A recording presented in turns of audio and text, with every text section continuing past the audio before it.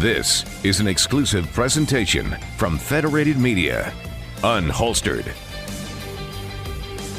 Here we go. We're back. It is time for another edition of Unholstered. My name is Kayla Blakesley, and I represent the local media side here on the show. Good morning, everyone. My name is Sophia Rosales-Catina. I am a captain with the Fort Wayne Police Department. Welcome back to Unholstered. And you obviously represent the local law enforcement side of this program. And really, this show is all about sharing and telling the stories that just don't really get told that often when it comes to law enforcement. No topic is off limits. And recently, Sophia, speaking of topics, we've really been diving into this discussion about youth violence. We're seeing it on the rise all across the country, not even just here in Fort Wayne, but really, like I said, pretty much everywhere. And if you missed last week's episode about youth violence and some work some of our local community members are doing to try and curb youth violence, I would recommend downloading the Unholstered podcast. You can download it anywhere you download a podcast, just search Unholstered.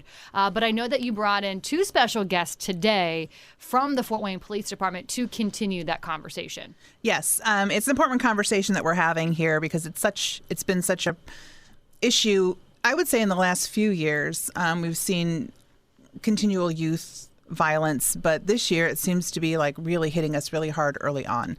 So I brought in two of our homicide sergeants. They're the two that directly handle all homicide investigations. They run that group of amazing men and women, and they're doing such a phenomenal job. I will say last year the clearance rate was like 94% for homicides, unheard of. That's impressive. It's way more than impressive. So it's amazing when you watch them work. They all work such in sync and in unison, and it's kind of cool to watch them in their room, their information room, and everyone's doing their thing, shouting stuff out at each other, and everybody knows what everyone means when they're talking. And as the layperson in there, I'm like, okay, what's going on? But it's really kind of cool, like you're at NORAD or something. Yeah, like you're in the situation yes, room, right? Yes, solving all these crimes. Yeah, but right now I'll let them introduce themselves. Yeah, my name is Sergeant Matthew Wilson. I am a sergeant in the homicide unit. Been there for almost 2.5 years.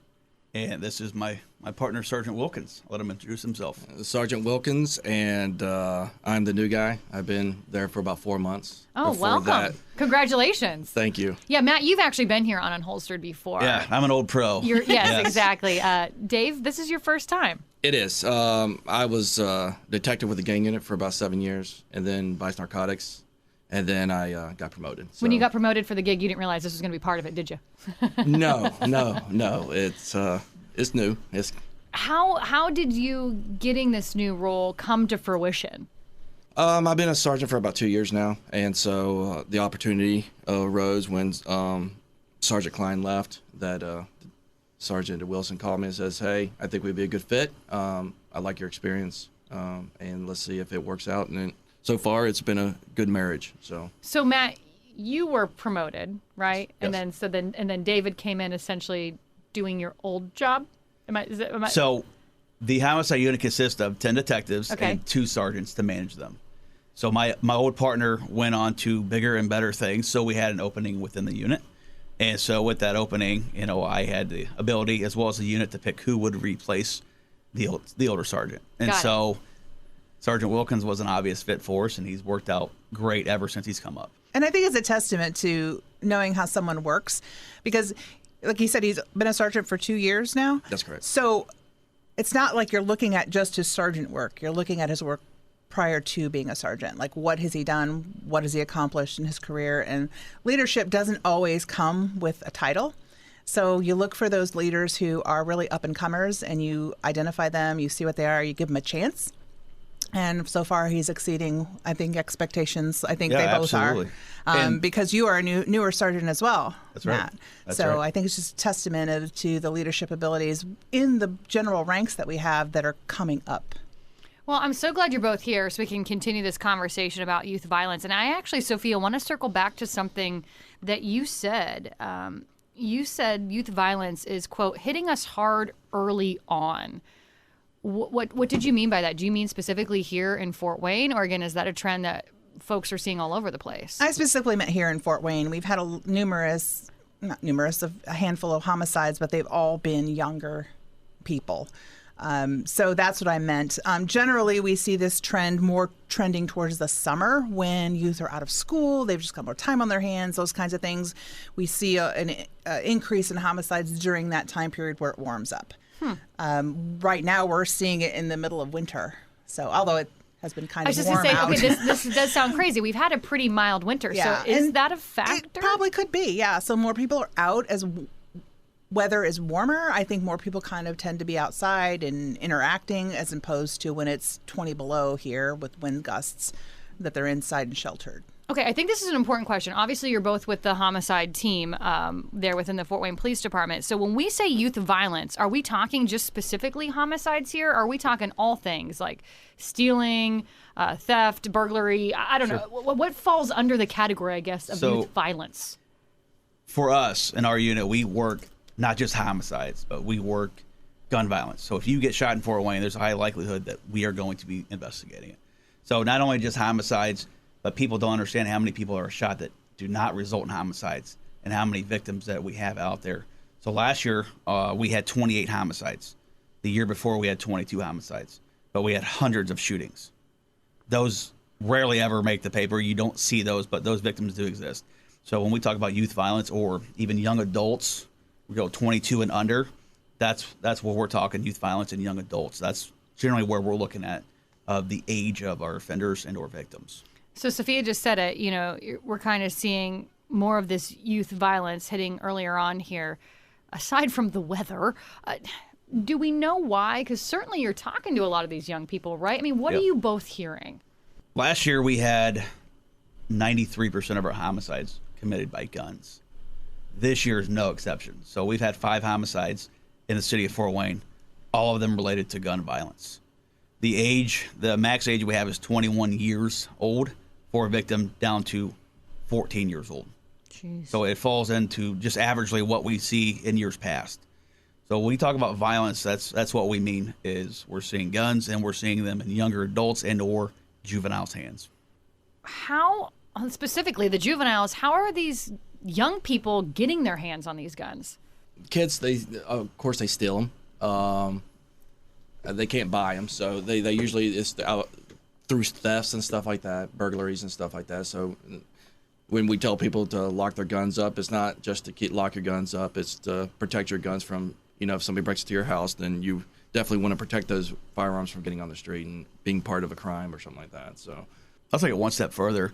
Not only just your houses, but your cars. Yeah. Those are important. I mean, Who those are leaves crimes of their opportunity. firearm unattended in all their the time. car? Girl, All the time. So Cars many unlocked. people. Absolutely. So many people. A lot of They theft from should not vehicles. be a gun. No, they should not. Yeah. And that's saying And a lot of for me to times the say cars that. are unlocked, and they're still leaving them in there. Oh, geez. Yeah. Okay. But yeah, crazy. like Sergeant Wilkins said, they could steal them. We see straw purchases, so people that buy them legally and provide them to people who should not have them. Mm-hmm. That's generally what we see. A lot of this stuff also relates to our gang violence. So we see that a lot with our non-fatal shootings and or homicides is that they're gang related. Would you say we have a gang problem in Fort Wayne? David, I feel like that question's kind of for you, being the gang guy. I think Fort Wayne is better than most cities. I think there's a fraction. I think we address it pretty well. When I was on the gang unit, probably it was 3 or 4 years ago. I've kind of been removed from that, so that part of the game I don't know as well. I know some of the players, but 4 years is a long time to be out of the game, that part of the game. But I say between the gang unit and Vice Narcotics, I think that we get a pretty good handle on who is the up-and-coming gang members, and they try to address it before the problem gets out of hand. Is that what it's all over? Drugs? This violence? Not necessarily drugs. It's also about respect. So I between those two things, it's like usually these groups start in middle school and they go up from there and they stay in these groups and they end up fighting with each other. And then from there, they move on to bigger and worse, I would say, more violent crimes until that group becomes pretty much, they name themselves a gang. And then they usually have other gangs that they're beefing with. And then that's when we have to step in and say, okay, let's eliminate these two gangs. Let's eliminate the violence that these two gangs are perpetrating. How do y'all do that? It's a lot. The $1 million question, It's right? time consuming. Yeah. they have different tools. We have different tools. I'll just put it that way, that they can monitor and stuff like that, see what's going on, see who's arguing, beefing with other people. There's people who give tips. Tips are huge.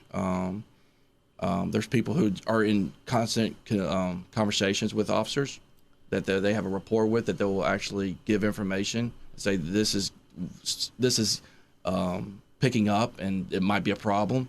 And then the gang unit obviously will go out there and just they'll try to they'll start watching, surveilling, and then acting if they need to. Yeah, we talked about last week with Nigel. It's like, these are social problems that just bleed over into what we do as police officers, right? Because most of these things we can only be reactive to.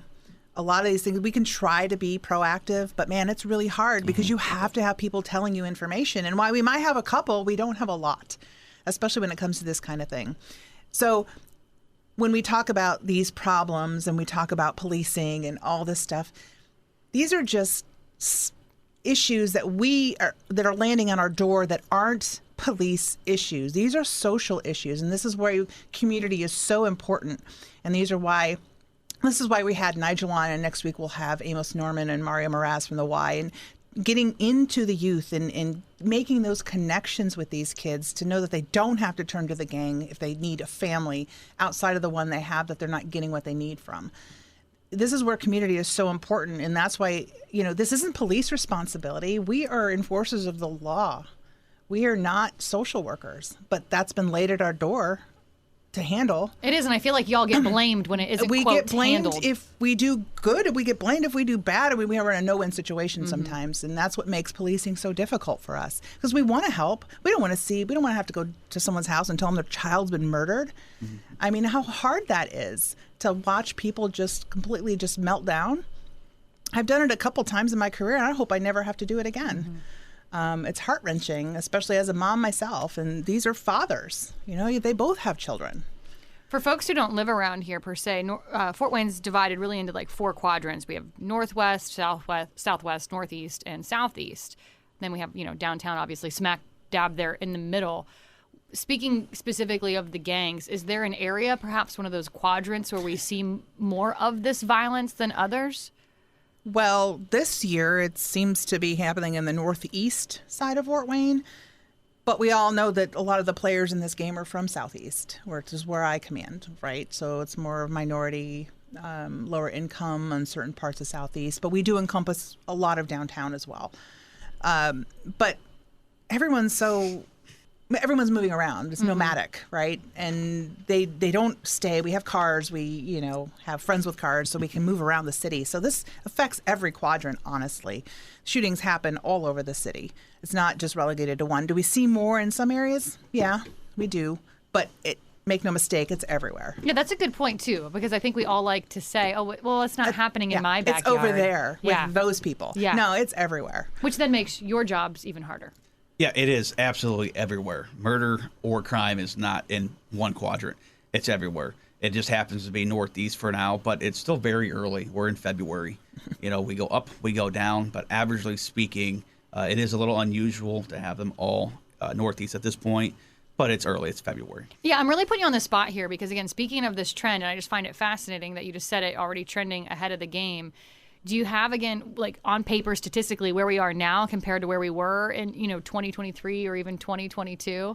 Normally, Sophia's our resident stat girl. Yeah, thanks for throwing me under the bus. Yeah, good job. I didn't want to blame them. The new guy. Just from thinking, without actually having it in front of me, but usually we'll have 1 or 2 in the beginning. Okay. Like the captain said, we generally don't have our high number homicides when it's very cold out. It just doesn't happen. Everyone's inside. You don't have a lot of people out. As we get out of school, as the summer heats up, you get everybody out and about doing their thing, and you get more interaction. That's when we have the majority of our homicides. But now this year is probably a little higher than average. But once again, statistically speaking, I don't think it's just too early to tell where we're going to go with it. Is there something that, I don't know, residents could do, community members? I mean, you also said that as well, Sophia. It impacts all of us, not just one quadrant of Fort Wayne. Is there something that we could do to help make your jobs easier in combating youth violence in general? I mean, I know, I get it. It would be nice if all parents were wonderful and fabulous and great with their kids, but that's just not the reality that we live in. So aside from that, is there something we can do to help? You see something, you say something, because here's the thing. We don't know unless the public tells us. And that's generally, we can't solve this by ourselves. So the captain mentioned earlier, we are reactive. We respond to things. But if you give us tips, if you see something on social media, if you see guns flashing, if you see groups beefing, report it. We can report that anonymously as well. So how can people do that?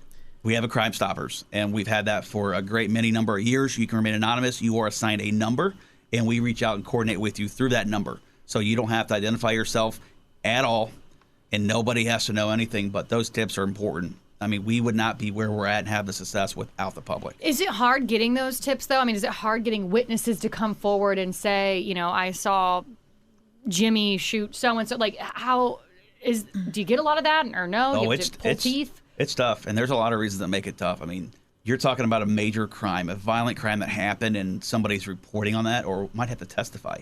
It's a scary thing. Mm-hmm. There's a real sense of fear that I have to live here.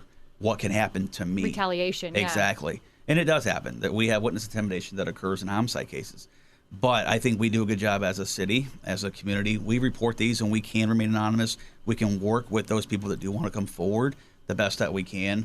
And ultimately, if we get that killer, that murderer off the street, they're not hurting anybody else. So we're actually making it safer for them and all of us. And I will add to that, that 94% clearance rate, it didn't happen just because of the great work that they're doing. It's community involvement, too. It's Absolutely. Those tips coming in. It's people willing to step up and say, I've had enough of this in my neighborhood, in my city, and they're willing to come forward with information. And that's what we need. And I think we really work hard at community relations here to build that trust for people, that knowing that these men and women are going to go out and actually do something with the information you're giving them. Because a lot of places, they take it and they just sit on it or they don't act. These men and women act all the time on the tips. They run it down until they can't run it down anymore. And a lot of times it's very fruitful. And we're very grateful for this community to step up and do that. Yeah, amen to that. You all have sat here and said, though, unfortunately, you have to kind of be more reactionary in this line of work. So I have a question for both of you, really. I mean, what does your typical day-to-day look like then? I mean, I don't want to paint this picture, but is it like, hey, you're just waiting for the phone to ring to get those tips? Like, for both of you, what does your typical day-to-day look like? Well, right now, we're obviously working on active cases. We're trying to run things down. If we find out there's video that we need to go pick up, we go pick up the video. If there's people that we need to re-interview, re-interview. And it's just not the homicide cases we're working right at the moment. It's also cold cases. So detectives have cold cases that they're actively working too. And I need to go back and say the 10 detectives we have are just phenomenal. Mm-hmm. They're probably Agree. I don't want to say they are the best detectives on the police department, along with the gang and vice narcotics, but they are the best at homicide. They do not stop. They have a very high-end revving engine, and they don't stop until the case is solved. So we might not solve, but they're cleared. We'll call it. They don't stop. They are constantly trying to clear this case, arrest the perpetrator for the victim, to give closure for the victims. Ultimately, the victims are the ones that we are working for, to bring them a resolution that they can move on, deal with it and move on. We run down every single piece of actionable intelligence. There's not a day that goes by where we're sitting idle. There is always something to do in these homicide cases. And you might get a homicide case Monday, then you get one on Thursday. So we're still actively working one when we're working another. So it's just continually occurring. And like Sergeant Wilkins said, we have cold cases. Now, as of recent, the past few years, we don't have a whole lot of cold cases because we solve more cases than not. But we go back to prior 5-6 years ago, there's cases to work. So if we're all caught up on what we are doing, there's something to be doing at some point. So our day is filled with interviews, with canvases, with evidence, with other investigatory means. So it's busy. I mean, you're clocking in, you're not clocking out. It's not an 8 to 5 job. Yeah, it sounds like a never-ending to-do list. Yeah. And when these cases are kind of stagnant, it's because they've run down every lead they could possibly run down. And it will take someone giving us additional information to actually move forward in those cases. And people have. Absolutely. I mean, people have come in all the time. like, hey, I didn't think it was important then, but it might be now. And they give you information like, wow, that's what we needed. That's the one part of the puzzle we needed to finish it. So No, you're correct on that. What the public can do is when we have a homicide scene, a location, we canvass. We canvass for blocks and blocks and blocks, if not miles, if we have a direction of travel. So review your cameras, review your Ring doorbells. If you heard something, call us. A lot of times people, like the captain said, they don't know if it's important, but it might be that one piece we need. So just report what you have. We will be talking to you. If you don't want to talk in public, we generally leave a card. You can always call us at some other point away from people. Yeah, and at the end of the day, who are we to decide whether or not it's important for you No, guys? absolutely. Like, let you decide that. If it ends up being worthless, well, so be it. I'll let you decide that. You did your duty. Yeah, not me. That's Exactly. right. Yep. So you said you have 10 detectives on this team. Is that like the magic number? Do you wish you had more? Oh, we're selfish. Of course we wish Yeah. we had more. It's like you wish you had more mics in here, right? Yes, I do. We always want more, but I will say this. We are blessed. We've come from 4 to 6 detectives up to 10. We had 1 sergeant. We now have 2. We work and have a partnership with our gang and violent crimes unit as well as our narcotics. Our administration supports everything that we do. So we do not put a dollar bill on homicide. Whatever's needed at all expense, we will clear a homicide. So I feel blessed to be where we are because not everybody has what we have. I was just going to ask that. Is this not typical for other police departments? I look at the numbers, and the average across the country for clearance rate is 54%. Whoa, and y'all were at a 94% last year? And over the past 5 years, we've averaged 87.4%. Wow. So statistically speaking, if you commit a homicide in Fort Wayne, you will be arrested. And it's not like that across the country. And that's what makes this city different. It's something special we have. Is there plans to expand the unit and add more detectives in the future? I don't want to give away our secret don't have to recipe. keep it all. All right. We're still working on the political side of that, right? we work within the constraints that we have, but of course we want more. We have to show a need for it. And if we present that to our administration, to our command, if you can show a need, generally they'll be willing to work with you. But we're certainly blessed with what we have and the resources we have. So Yeah, we're it doing sounds pretty like well. it. Sounds like we're way ahead of the game. Sure. Compared to other departments. Our administration has been very supportive, and they are looking to the future. We all have, when we started getting together, we got a vision as supervisors and also as a unit. And our vision is always moving forward. What can we do better, not just this year, but in 5 years, 10 years? For the next sergeants that want to come in and take over, we want to leave it better. So there's not necessarily a formula, but there's something that they can come in and they're going to have just as much success. And we're going to have just as much success. And it's not that we're not going to go from the 87.5 to the 54 because something changed. Right. We want the formula we want it to leave to the next people is going to work. And that's always going to be expanding. And the administration really, they're on board with our vision. This might be a really silly question, but again, there's 10 detectives, 2 sergeants.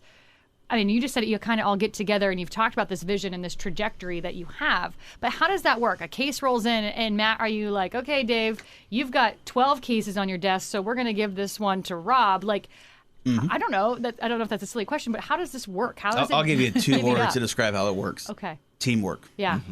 Teamwork makes the dream work. And it truly does. And it's absolutely true whether you're in a police department or you're a family function. So we work it as a unit. We have teams that are on call. So our 10 detectives have a partner. So we have 5 total teams, 10 total detectives. And we are on call every single day. So if something comes in, a team will respond. And then once they come back, they'll bring all that information. We will roundtable it. We work in a big open area. We have a lot of great technology and equipment that we have. It's an open concept. And communication is key. We harp on that a lot. We have to communicate.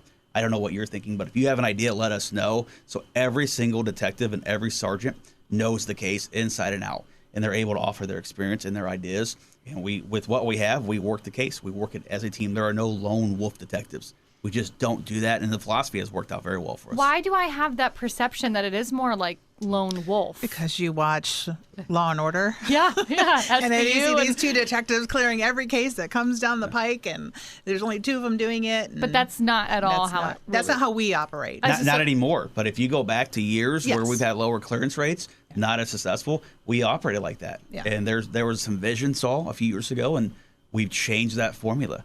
And ever since we've had those changes implemented in 2019, we've had nothing but success. So this is kind of a new-ish formula. I would say Within the last 5 years? 5 years. Yeah. I would say 5 So years. are other departments maybe perhaps operating, I'm going to call it on the old formula then? Is that all the pretty time. common? I will watch the first 48 or other shows, and I will say, man, if I could only help you out, if I can give you some advice, like you can see it, like this is why you're Dave's not shaking working. his head like, oh boy. You know? So I was fortunate enough to be trained by Sergeant Tim Hughes. He had vision. He had some things changed, and it's been nothing but successful. And I'm just taking what he's given me, giving that to Sergeant Wilkins and the other guys. And like he said, we are forward thinking. We're not relying on what we did in the past or right now, but what do we need in the future? And that's where we look to. And it's technology. Yep. It's technology. It's cell phones. It's social media. It is moving forward. How do we solve homicides? Because there's a piece of evidence at every single scene, whether we can see it or not. It's there. Man, boy, everything I'm hearing, it sounds like we're pretty lucky and pretty fortunate. We have a special group. We are up against the clock, but I want to ask this question too, because again, it's kind of my dumb. I've watched way too many crime movies, shows, apparently. Could you possibly be working like 100 different cases at a time? I mean, is there ever a limit to where it's like, oh, we've got too many, we can't take on anymore? Or is this like an infinite number that y'all could be working? Well, averagely speaking, we have 32 homicides a year, but we work hundreds of cases. Right, because you just said it. You've got lots of shootings, not Yes. just homicides. We prioritize every single case. We work infant fatalities. We work suspicious deaths. We work homicides. I mean, we work non-fatal shootings. Our unit works every almost major crime that we have, and we're only 10 detectives. There are times where we will take a case to help our detectives just because, you do get overwhelmed, and we try our best to look at cases with solvability factors and where we should be going, but there are hundreds of cases we work every year, so there's always something to do. Well, I'm just waiting. When you wave that magic wand and you've solved youth violence, Matt, Dave, Yeah. you let me know. We'll come back here and let you know. You come back here Okay. on Unholstered. In the meantime, if you've missed any previous episodes of Unholstered, specifically last week, really kind of diving into this topic of youth violence, you can download the Unholstered podcast anywhere you download a podcast. Your town, your team, your topics. This is Unholstered.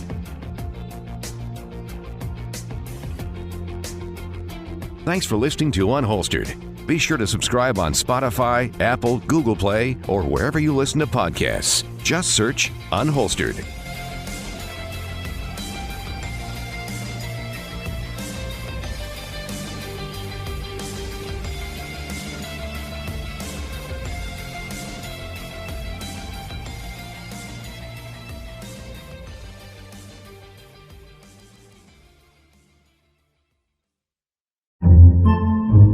Podcasts by Federated Media.